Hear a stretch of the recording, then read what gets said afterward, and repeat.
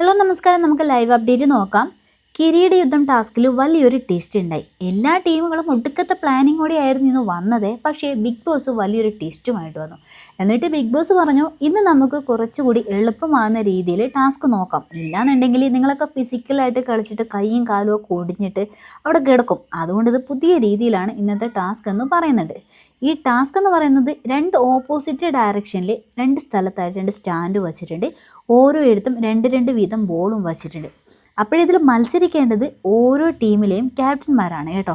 അതായത് മത്സരം എങ്ങനെയാണെന്ന് വെച്ച് കഴിഞ്ഞാൽ ഒരു സ്റ്റാൻഡ് കയ്യിലെടുത്തിട്ട് അതിലൊരു ബോളും എടുത്തു വെച്ചിട്ട് അടുത്ത സൈഡിലേക്ക് അങ്ങ് പോവുക. എന്നിട്ട് ആ ബോൾ അവിടെ ഇടുക.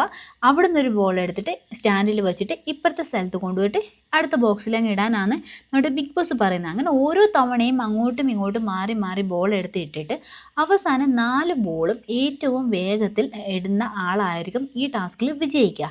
ടാസ്ക് കളിക്കാനായിട്ട് ആദ്യം ഒനീൽ വന്നു. അത് ഒനീൽ ക്യാപ്റ്റൻ ആണല്ലോ. രണ്ടാമത് മസ്താനി വന്നു. മൂന്നാമത് നൂറ വരുന്നുണ്ട്. പിന്നെ 4ാമത് നെവിൻ വരുന്നുണ്ട്. മൊത്തം 4 ടീമാണല്ലോ ഉള്ളത്. ഇതിൽ ഏറ്റവും വേഗത്തിൽ ടാസ്ക് കംപ്ലീറ്റ് ചെയ്തത് നമ്മുടെ ഒനീലാണ് കേട്ടോ. വെറും 2 മിനിറ്റ് കൊണ്ടാണ് ഒനീൽ ഈ ടാസ്ക് തീർത്തത്. രണ്ടാമത് നൂറയാണെങ്കിൽ 2.43 സെക്കൻഡ് കൊണ്ട് ഈ ടാസ്ക് തീർത്തത്.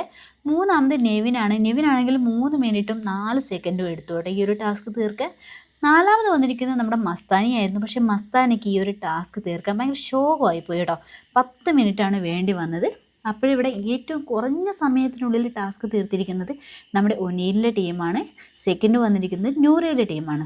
ഇനിയിപ്പോൾ ഫൈനലിൽ മത്സരിക്കാൻ പോകുന്നതും ഈ 2 ടീം തന്നെയാണ് കേട്ടോ. ഈ ഒനീലിൻ്റെ ടീമിലാണെങ്കിൽ ആദിലയൊക്കെ ഉണ്ട്. ഈ നൂറയുടെ ടീമിലാണെന്ന് പറയുന്നത് നമ്മുടെ അഭിലാഷയ്ക്കുള്ള ടീമാണ്. എന്തായാലും നമുക്ക് നോക്കാം ഈ ഫൈനൽ റൗണ്ടിൽ ആരാണ് വിജയിക്കുക എന്നുള്ളത്.